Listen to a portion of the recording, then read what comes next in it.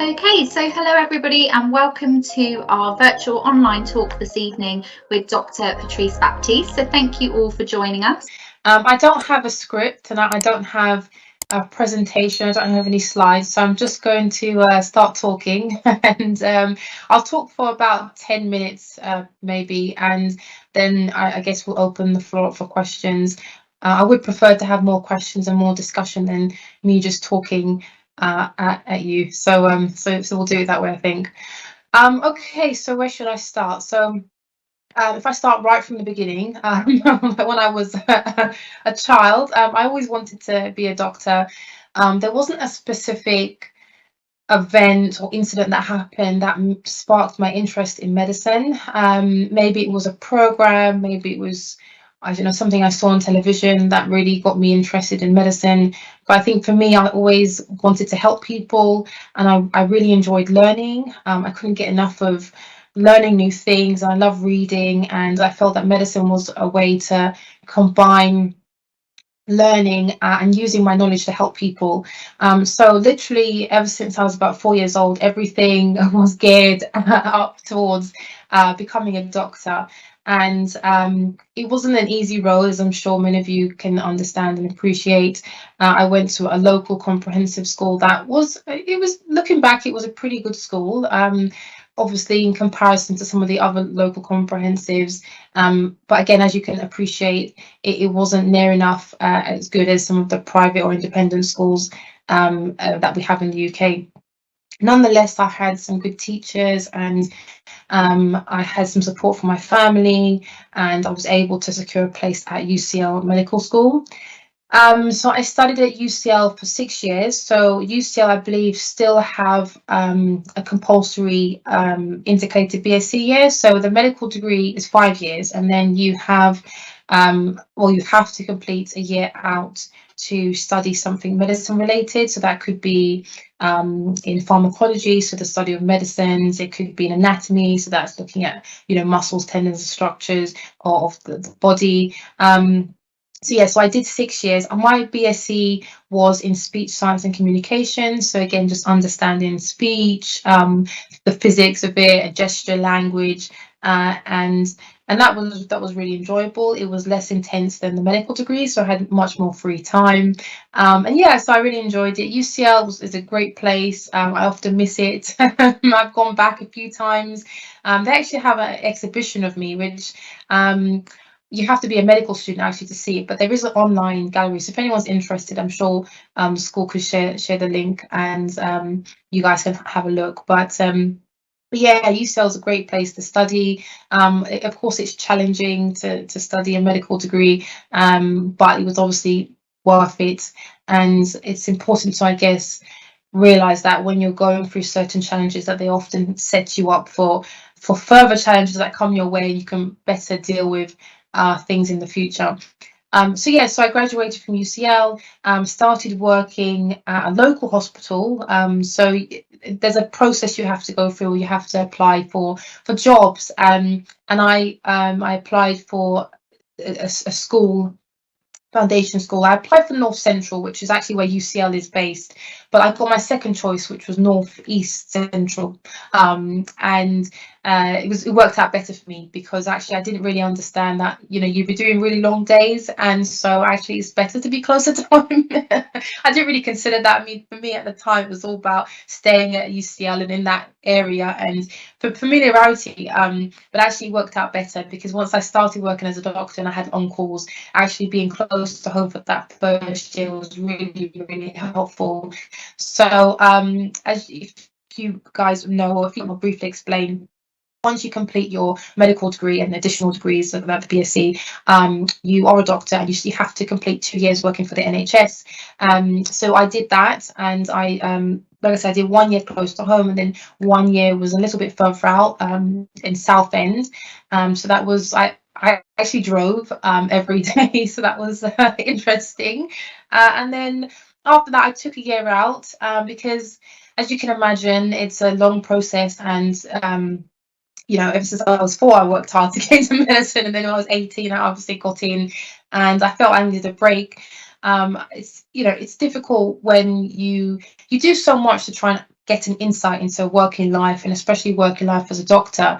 But it's very different once you start working. So yes, I had shadowed doctors and medical. I seen my peers, and I had new people once I got into UCL who were working as doctors. And I guess my mindset was, well, I'll just deal with it when it comes, and it can't be that bad, and I'm sure it's going to be fine. And it's obviously it's a good mindset to have, deal with it when it comes, but it's difficult to actually really appreciate working life until you start working. So for me, I felt like I'd studied for 6 years, and I worked really hard for those 2 years, and I'd done long hours, and I didn't get to spend enough time with my family. So for me, taking a year out was like resetting myself, and just taking some time to reignite my passions, and just enjoy life and just relax a bit more. So I did that. During that time, I did a lot of different things. I did more writing. I started, I suppose you call it a social enterprise called Dream Smart Tutors, which was again doing things like this, delivering courses to students who wanted to get into medical school.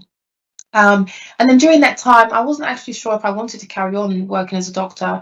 Like I said, there was a lot of things that I didn't really understand as a medical student, which only I started to really get an understanding once I started working. But nonetheless, I realized that actually I still wanted to be a doctor. And once I had that realization, then for me, the next step was, if I still want to be a doctor, then how can I continue to have a long and prosperous career? How can I kind of go back into the system that to me had a few flaws that I thought, well, I'm great, but it doesn't put me off completely. So for me, it was choosing general practice. General practice is a 3-year training program. So it's a run-through training program. So I'm not sure if you've heard of that term, but there are, once you complete your 2 years, if you want to go on to be a hospital physician, you can, as a physician or a surgeon, you complete core surgical training or core medical training, which is 2 years, and then you'll go on to further or higher specialty training. But if you want to be a pediatrician, which is obviously a hospital physician, or GP, or radiologist, which is a doctor that kind of interprets images, X-rays, CT scans, then you can sign up to a run-through training program, which actually means you can cut out those 2 additional years. So I chose general practice, which is 3 years, and I completed that 2019.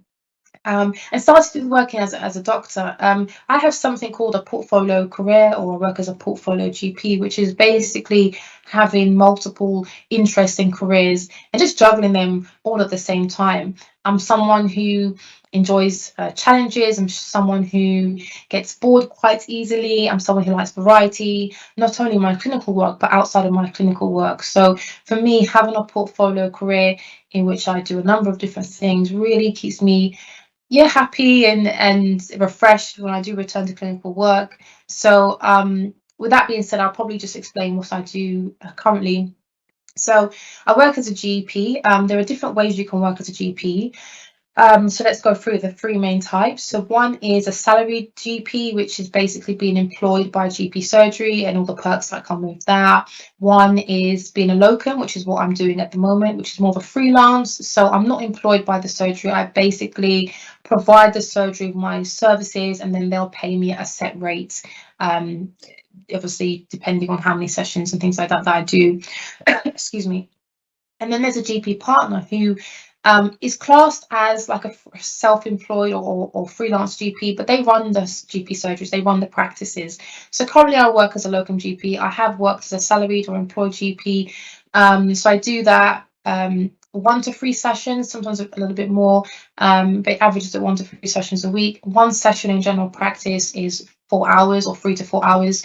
And then when I'm not in clinical practice, then I work as a program lead, one of the program leads and lecturers at the College of Medicine and Dentistry, which is part of Ulster University in Ireland. That's remote, which is great.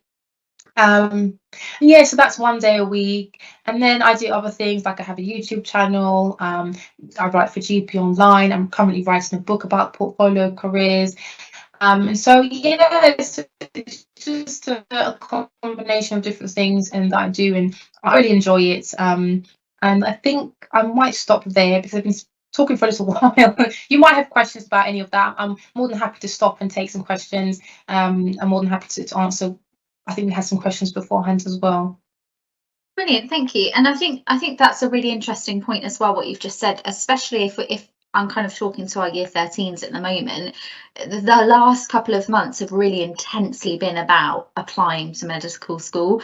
So what I hope this is giving you is that time to kind of pause and think about, okay, what is life after getting into medical school, and what are all of these incredible opportunities out afterwards? So I really like that kind of idea of getting to where you wanted to be and then not having a sudden, oh yes, this is everything I'd hoped it would be. And I think that's yeah, I think that's a really important message, no matter what pathway you choose. Is actually, you might get to that pathway and think, oh, this isn't quite, and it's how you deal with that and how you overcome that. So yeah, I think that's a really interesting point. So we did get some questions submitted prior, so I will just read a couple of those out. The first one we have is, what do you think is the biggest myth about studying medicine? That's a difficult one. I think there are quite a few myths. I think one of the biggest myths that I've heard is that once you start the medical degree, you can't really have a life. You spend a lot of time working and studying in medical school, and I think it just, it depends on the type of person that you are, and if you understand how you learn and you have a support network and a group of people that can help you study and help you learn, then I think you'll have lots of time to pursue other interests. So I don't think that it. I think it can overtake your life, but I think it just depends on the type of person that you are and how you manage your time. So I think that would be one of the biggest myths that I've heard. And do you think that's something that it is important for students to start thinking about really from early as year 11, year 12, year 13, to think about those coping mechanisms that they do have, and that's almost part of the process of applying, is making sure that you have those abilities to cope with those sorts of situations and workload? Do you think that's quite important earlier, from year 9, 10, 11? Oh yeah, definitely. I think coping mechanisms are really important. I think it comes back to just understanding yourself and having a strong support network in place. So yeah, and it's also about learning styles as well. And when I look back at when I was studying, I think I wasted a lot of time taking unnecessary notes. My notes weren't notes; they were like the whole book. They were not short Very notes. detailed. I just copied everything out, and then you're in the lecture, and then you're just writing as much as you can. I think they were probably better strategies that I could have used. Yeah. To really help and maximize, my time and what I was actually taking in. So I think it's about understanding your learning style and how you learn best. So I'm a visual learner, and I also, if I'm writing stuff out, that tends to help me as well with memory and memorization and things like that, and using a combination of methods. So I think once you know how you learn best and and that's proven, so through your exam results or through assessments and coursework and things like that, then I think that builds a strong foundation and only gets stronger as you go and get further into your medical degree. And that's probably a good reminder for any year 12s that are listening, that mock exams are important, because mock exams are your chance to see what works. We've had students who have said, I didn't do very well in my mock exams, but actually I didn't really revise properly, or I could have done this differently, or I would have revised in this way. And actually, you might be someone who has revised very, very diligently, but exactly as you've just said, the method of revision just isn't right. So I think, don't just think about this as a skill for the future. It's something you can start practicing now, especially for things like mock exams and coursework. And just before we move on, just an extra point I would say is that one of the ways I learned was just experimenting. So I remember I used to record. Well, we had tapes back then, I guess. But I used to record. I'm not that old, but I had these little tapes. But anyway, I used to record myself, and then I would or record the book, I guess, reading the book, and then I would play it back. And I remember when I used that method, I didn't score so well. I think I got a B or something, one of mine, which is great. But actually, I wanted to get an A. And I realized actually I'm not really like an auditory learner. I need to actually use images and what they call like mind maps and pictures and diagrams.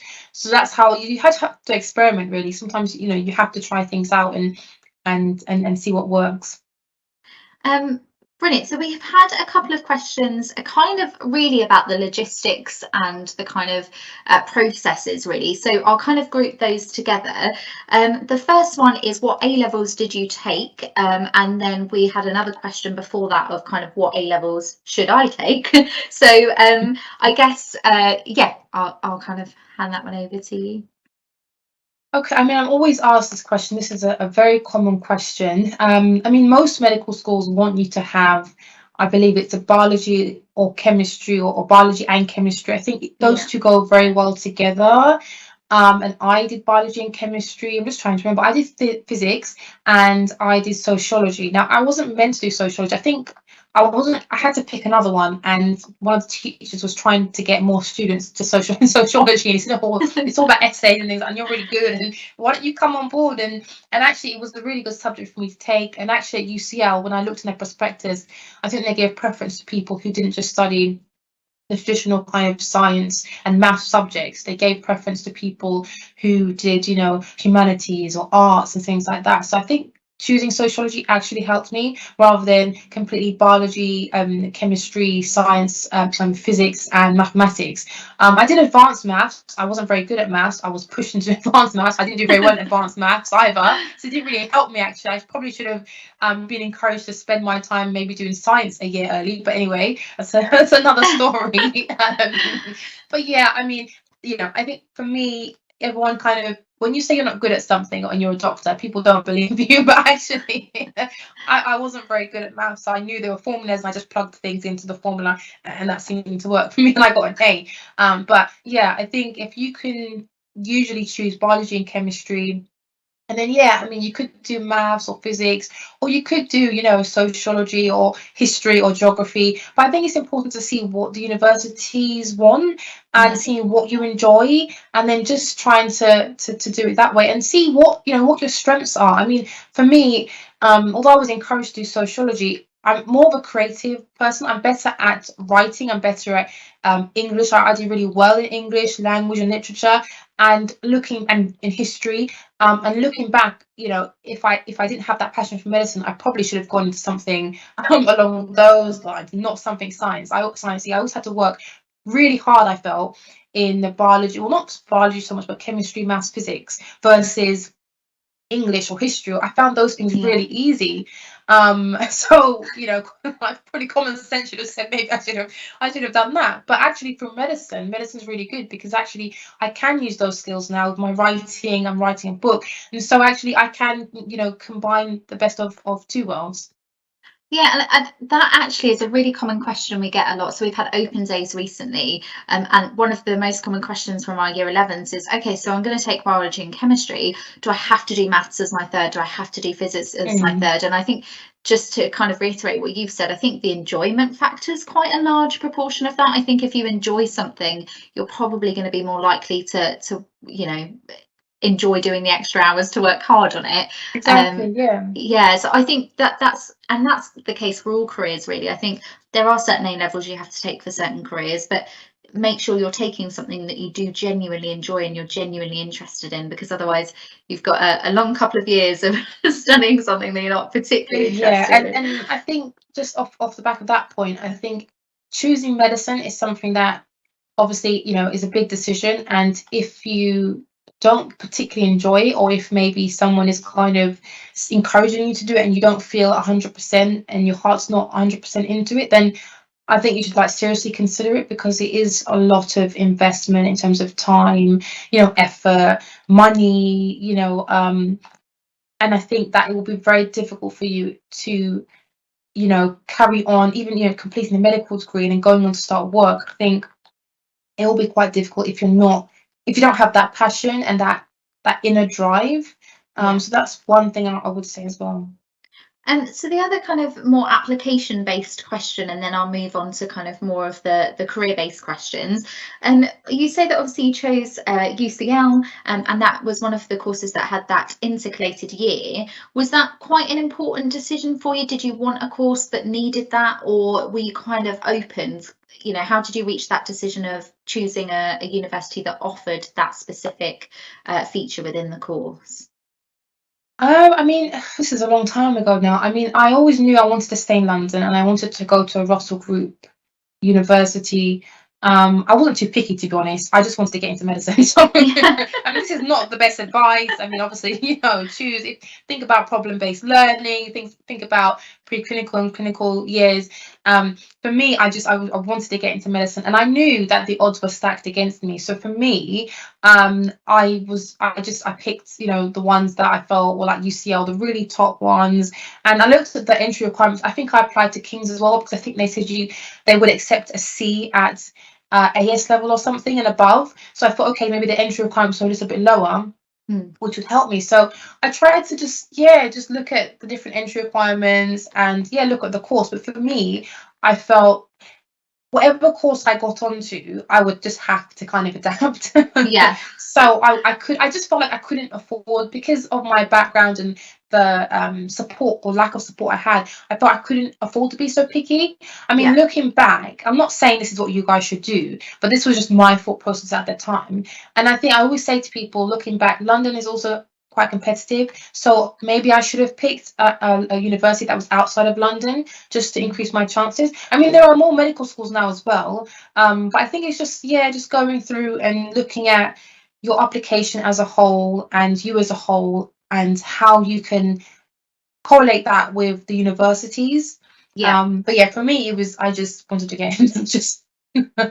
I mean, I don't actually, not many people know, because unless they ask me, but actually I was rejected by the 3 other universities. I think I applied to King's, I didn't get in. Queen Mary, I actually wanted to go to Queen Mary, I didn't get in.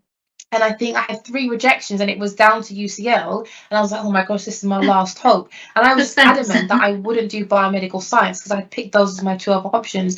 And I got in, I did well at the interview, and they offered me a place. But I think if I didn't get into medicine, I'm not sure if I would have taken a year out. I don't think I would have done biomedical science. I might have gone through clearing and tried to get maybe anatomy or physiology or some other kind of a degree that was related to medicine. I just didn't want to do biomedical science, although I know that they say the first couple of years are similar to medicine. It's easier to kind of get into the medical degree that way. So that's a bit about my story. I mean, I think, do you know what? I think I have said this to students, and I think this is okay to say. I think sometimes if you are really passionate about studying medicine and medicine is the route for you, then it's absolutely okay to say, I'm going to apply strategically and I'm going to look at what these universities are offering and what they're asking for, and I'm going to make a very strategic decision and I'm going to apply to the ones that I have the most likelihood of getting to. And I think sometimes that's fine just to say, it's, I want in, how can I get there? This is, the best way for it. So, some medical schools, there are foundation years, so I believe you can do a year beforehand, and then you can get into the medical degree that way. So this might be what I think King's College do, a foundation year like into medicine. So it's also worth looking at universities that do foundation years as well, especially if you've maybe done like more humanities or kind of subjects, and now you think, actually maybe I do want to do medicine, and I think that they do have that year to give you that background, so that's also an option as well. So I just realised that we've got a limited amount of time, so I will speed through some other questions that are coming through. We've had 2 questions on kind of experience and specifically work experience. So one of them is worded in a way that says that kind of friends of theirs have friends that are doctors, or have friends that are friends of doctors. And if you don't have those sorts of connections, what's your advice for getting work experience specifically for medicine, if that's kind of something you don't necessarily have access to? Yeah, I mean, we all know that you do need work experience to get into medicine, not just because it's a kind of a tick box and it's part of the criteria, but you do need that bit of insight. I mean, there are many things you can do. you can. So when I was applying to medical school, the social media wasn't what it is now. So maybe you could speak to your teachers and your parents and your guardians to assist you with maybe social media and contacting professionals on LinkedIn, and obviously doing that with someone to obviously guide you and support you and for safety as well. I think sending emails as well and contacting the hospitals, and some hospitals do have specific placements, which again will be quite competitive. But if you keep an eye on like the deadlines and put an application into as many as you can, even if you have to go a bit further afield, if you can travel a little bit, it might be worth doing that. Volunteering at the hospitals, local GP surgeries who might have connections is also a good way to get your foot in the door. I think if you were able to volunteer, every hospital is different, and you might have some restrictions, but you might encounter some junior doctors, or you might encounter some people on the wards and things who might be able to advise you or might be able to set something up for you. So I think it's about being relentless and starting early.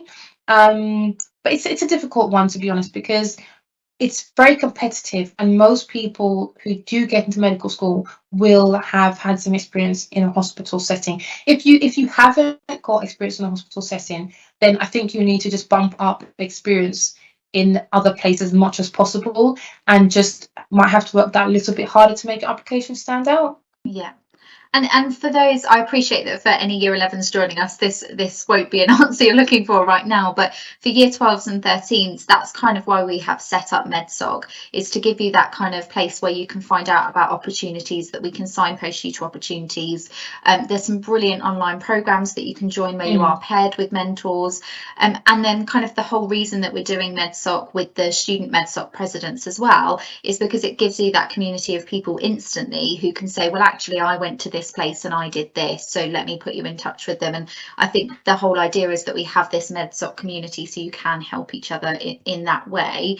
And sorry, one last thing I will say, actually, people may not think about private hospitals. I know that they also have regulations and things like that, but it might be worth contacting private hospitals and even hospices as well, to volunteer, or to see if they have any placements and things like that they offer. So hospitals are really, really good, because they're obviously not hospitals, but there is a high level of clinical care that would actually help you. And there's obviously, it's quite complex. So I think that will definitely be something that might stand out. I'm not sure how many people will go to hospices because of the nature of it, but that might be something just to look into and see if you're eligible and if they allow it. Yeah, that's really good advice. I think that kind of like thinking outside the box a little bit, and like you say, just being relentless with it, and drawing on the people that you do have around you. So yes, definitely. So there are a couple more questions that we'll go through. So the ones that I'm going to go through now are kind of probably more related to the career that you're in, and the environment of working in medicine. So one of our students has asked, what steps do you think should be taken to better represent people of colour, and more specifically Black people, in medicine? So this is not an easy question to answer. I think so. We know that obviously there are some ethnicities that are not well represented at medical school. It's a multifactorial, a very complex issue. There are issues at university level with the applications process, and there are statistics to show that some people from certain backgrounds, once they do apply, they're less likely to actually be accepted into medical school anyway. So I think that there are barriers at the high level. I think there are widening participation schemes that are there, and I know that there are some university students who in recent years started organisations. So I think it's about just having more of those, and everyone working together to really support each other and support certain groups. I think it's just a very, very difficult question to answer. But I think there's more progress. And I think just asking that question and highlighting these issues and talking about these things and getting it out there is a way to shine a light on the topic, and hopefully come up with solutions to help with the representation. yeah, but there are mentoring schemes as well, like Melanin Medics and African Caribbean Medical Mentors, who do actually, support, certain groups to kind of get into medical school. Yeah, that's brilliant. If you're able to kind of share a couple of those with me afterwards, then I can always put some of the links to that on the resources that we send around, because I think, as you say, it's just having the knowledge as well that these things exist and are out there. There's a lot of medical schools that offer widening participation schemes, but not even just to apply, but for kind of summer schools and residential. So the Sutton Trust is an example, but there's other examples of residentials that you can join, and that are widening participation schemes to help encourage students into those pathways. So yeah, I think exactly as you say, it's just kind of having an awareness of what's out there, and hopefully, we in the college can help you with that, and can kind of signpost where needed as well, and let you know what you should be looking out for, and what you can sign up for. So the next question that we have, and we've got a few more coming through as well. So this one might be a fairly quick fire one. What is the most challenging part of your job? You were hoping it was going to be quick fire. Well, that is kind of me assuming that there's just one thing, isn't it? I suppose that's not maybe the case. I've been asked this question several times before, and I think every time I answer it differently, because things change, and your career develops, and things changes as time goes on. I think one of the challenging things for me would be just trying to keep on top of everything, especially having a portfolio career where I'm doing multiple different things. Things are always changing. Even if you look at the structure of general practice, there's something that's come into place July called Integrated Care Systems that is new, and that replaces something called CCGs, and it's things are always changing. So whether it's non-clinical or clinical, I think just staying up to date with things. Patients will come to me and tell me, "Have you read this? Have you seen this?" And I'm like, "Oh, I have to look into it." So I think sometimes it's a challenge, and when you think about it, this is something that pushes you into medicine. You're like, oh, I love learning, and I love, I want to stay on top of things, and always keep up to date, things like that. But actually, once you're in it can be quite challenging, enjoyable, but quite challenging. And I think because I do a lot of education, it's good in that way, because actually I do keep a lot of my knowledge in that case. But I think it's just trying to keep up to date with the ever changing world of medicine. Yeah. So this one definitely will be a quick fire one, we hope, because it's what sixth form did you go to? Oh gosh, okay. I went to I don't know if you know. So I'm based in London, and I went to a school called Holy Family Technology College. I think it's just called Holy Family Catholic School now. So that's where I went. So I went to the school, and I just stayed on another college. It was much easier for me. And I think, to kind of expand on that as well, was that a private school? Oh no, it wasn't private at all. I wish it was a private school. And I think that's probably quite a good myth to kind of dispel, is that you don't have to have gone to a private school at any part of your education to have the skills and abilities to become a doctor. I think that's quite an important one. So brilliant. So then I've got a couple more, and these are probably back to more kind of application based questions again. So one of them is, have you got any top tips for students who have upcoming medicine interviews? If you've got an interview, congratulations, because that in itself is kind of half the battle, I would say. I think once you have an interview, it's your opportunity to really shine. So they've obviously seen something in your application that has meant you've stood out. They see some potential in you, and the interview is your opportunity to show, I'm really good, and I deserve a place at this medical school. So I would say, really use the opportunity as much as possible. I know you're going to get nervous. I know that it's going to be daunting, but try not to let that and let the nerves overtake you. Like I said, you're good enough to get the interview, and so just show them who you are, your personality, and even if you can't answer some questions, try not to worry about it. You can ask for some time. You can just be honest and say, I'm not really sure how to answer that question. I think people would respect honesty versus you just trying to make something up and then they probably know it's rubbish, and it doesn't make a good impression. The downward spiral from there. Yeah, I mean, there will always be questions that they'll throw at you on purpose, because they want to see how you react under pressure. They want to see if you can think on the spot, all qualities and skills that doctors need. So just, just be honest. If you can't, I think the worst thing you can do is lie, or try and stagger your way through. I think it's much better to just say, I'm actually not sure. Or could you ask the question in a different way? Sometimes you may not understand the question. It might just be you're not silly. It's just that you just haven't understood that wording or the word, or you're nervous and you haven't heard it properly. So I think you could say, could you repeat the question? Or I haven't really understood. Could you reword it? Or actually, I'm not sure about it. Could we move on? I mean, that hopefully that won't happen to you. But if it did happen, I think, like I said, it's better to be honest and just move on and try not to think about that previous question.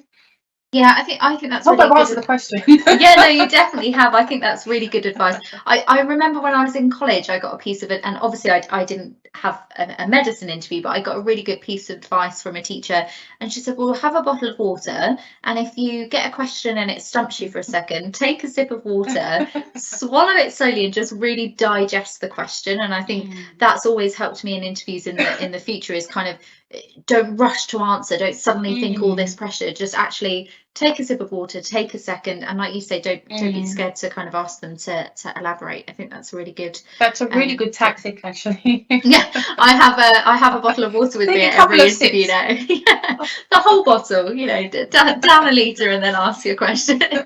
Yes, so that's really helpful. Thank you. You've definitely answered that one. So we have 2 more questions and 5 minutes to answer them in. So I will. The first one is a kind of question linked to what you said about the biomedical sciences, and the question asks that if you have biomedical sciences as a backup option, is there work experience that you can do for that? What would you recommend? Would that kind of be really that using the work experience you've had for medicine in general, would that still be the kind of best thing? Sorry, I don't know if it was me or you, but you broke up a bit. So I heard something Sorry. about biomedical science. I think we've lost our time now as well. If you could repeat it, that would be great. Yeah. So the question was basically around work experience for biomedical science. Would you say that any work experience you get for medicine is relatable to if you then apply for biomedical sciences instead? Oh yeah, definitely. I think my work experience was at a private hospital. My dad worked there, and that was my connection. I didn't do that much, but I did shadow someone in the lab, and I think I looked at like centrifuging, where they split the blood up into like the cells and plasma, and I used that in my application. So I think if you were able to get someone like in a lab and look at blood grouping and things like that, that would definitely help. Brilliant. Thank you. And then the final question. So we've spoken a little bit about this before when we met first, and it's about how you can make a lot out of a little, potentially, in a personal statement. Do you think that kind of what you do with your work experience is almost just as important as the fact that you've had it?